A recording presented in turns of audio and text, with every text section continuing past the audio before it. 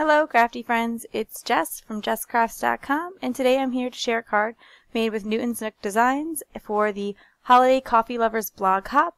The blog hop is asking you to create a card with a coffee, tea, cocoa theme and also a holiday theme at the same time. I will leave you a link to the blog hop in the video description below because there are a lot of awesome sponsors and prizes to be won, including a sponsor from Newton's Nook Designs. And so for today's card, I'm using the Newton Loves Coffee stamp set as well as the Simply Seasonal stamp set. I had out Whispering Pines because I thought I might use that for the snow, but Simply Seasonal has a great snowflake image, and so I decided to cut back on the number of stamp sets I was using. I'm starting with this image of Newton wrapped around a to-go coffee cup. It is absolutely my favorite image from this stamp set.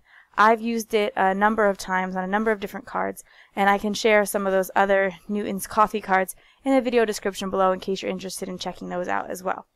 I'm stamping him down in some My Favorite Things Black Licorice Hybrid ink. I find that this ink is great for a variety of purposes. You can watercolor with it, you could do colored pencils or Copic markers, so it's a great all-over ink. In the Newton Loves Coffee stamp set, there is a sentiment that says, "A birthday brew for you." But I don't want to make a birthday card, I want to make a winter holiday themed card. So what I'm going to do is take a little bit of post-it tape or a post-it note and tear it off and cover the birthday part of the sentiment. Just that birthday part, ink up everything else. You could cover it with washi tape as well. And here I am using the VersaFine pigment ink because it gives really crisp impressions on detailed images like sentiments. However, when I stamped it down, I had a little bit of ink on my fingers, and it's a little bit difficult to tell in the video, but there is some spots of black ink on the white card base.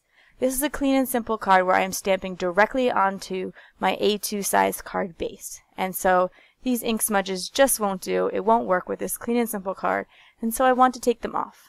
I am using a Tombow sand eraser.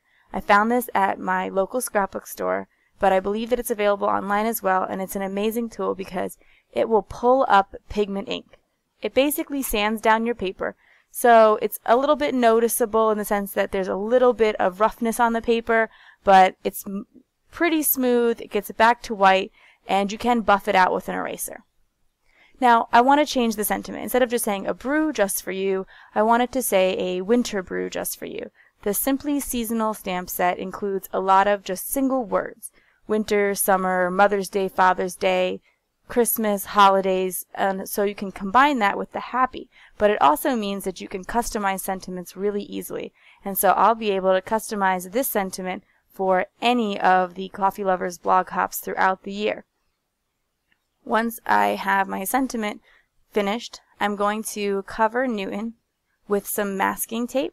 This is, mask paper from Inkadinkado. I prefer to use the mask paper over Post-it notes because I can reuse them more easily. They're a little bit tougher and they stand up to multiple uses. And so when I'm finished with this one, I'm going to place it right back on that stamping backer sheet. So I had used Simply Seasonal for the sentiment to get that winter sentiment in there. And so I figured I might as well have just used it for its snowflake as well. There's a number of pretty snowflakes in the different Newton sets, so you could find something to customize. I like this card because it could also be customized for any season because, for instance, there are hearts in that same stamp set, so I could do a Valentine's brew just for you, stamp some hearts around Newton, and then I would have a coffee lovers Valentine's card.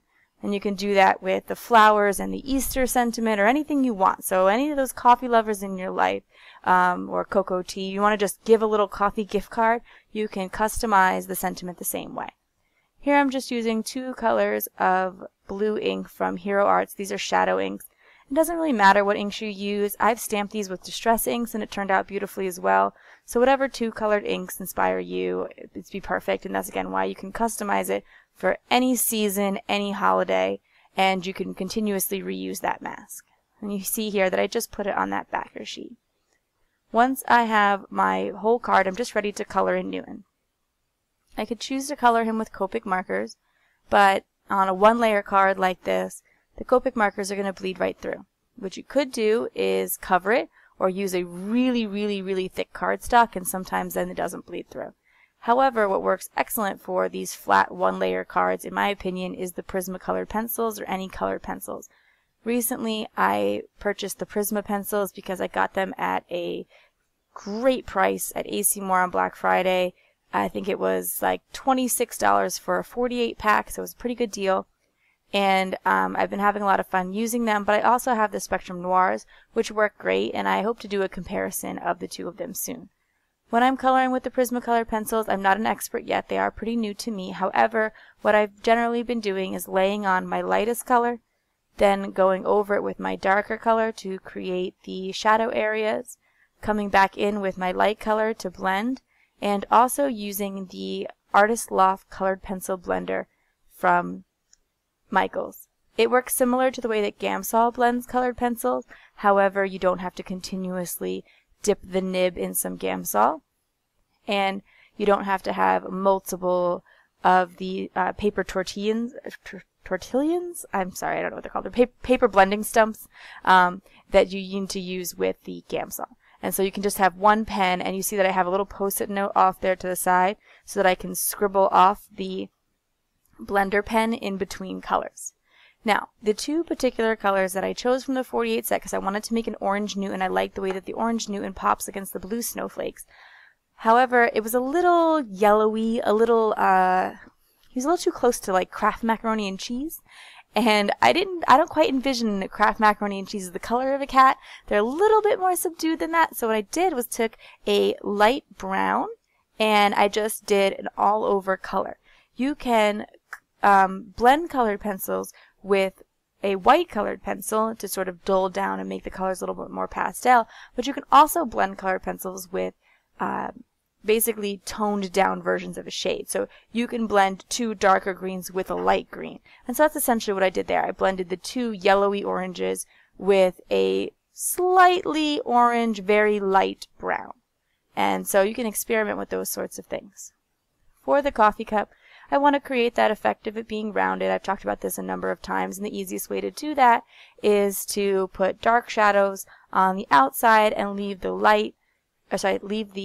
middle light, even almost white, to create a clear highlight in the center. And so when I went in with my lightest color, I did not even color the center until I did my blending, so that there would be a distinct light area, as if the light was kind of catching on that part of the cup, and it makes it appear rounded. And I do the same thing with the inside. I'm going to use purple and teal because those are my favorite colors for like a winter theme card. If I was going to go a little bit more Christmassy, I probably would have stuck with the traditional red and green because I like that. However, I don't know that it would work as well with this sort of orangey cat, and also the blue snowflakes. I just wanted to kind of, since it is a clean and simple card, keep the color palette a little bit more simple.